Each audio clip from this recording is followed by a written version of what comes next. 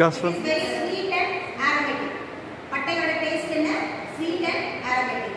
Next is color. What is the color of the cinnamon? Color is yellowish brown in color. Okay.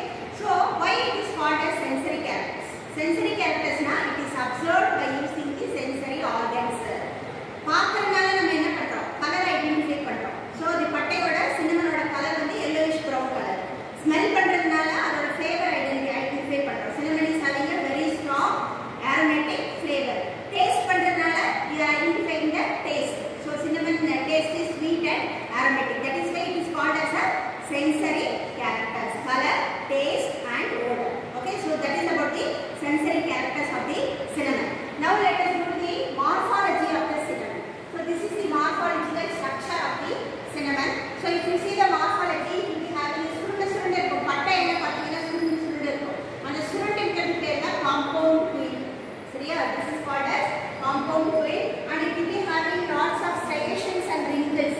Outer surface will be having a lots of striations and wrinkles, and the inner surface scars will be present here and there. Scars na oru chucha polema cinnamon barknala, that is called scars.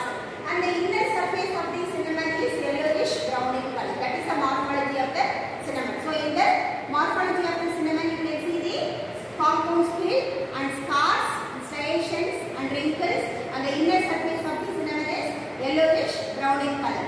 And the sensory characters, color is yellowish brown in color, and taste is aromatic and sweet, and flavor is a very strong aromatic flavor. That is the sensory characters of the cinnamon. Now let us go to the microscopical characters. So microscopical characters will be paduna. You have to take a thin transverse section of the cinnamon pod. After taking a thin transverse section, you have to put it in a little water. Petri dish la konja water edutittu that section you have to put it in a petri dish. Okay.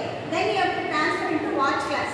So in that watch glass you have to add 2 to 3 drops of concentrated hydrochloric acid and 2 to 3 drops of fluoroglycerin. So that is used for staining. That is called staining process. So staining process la what you have to do?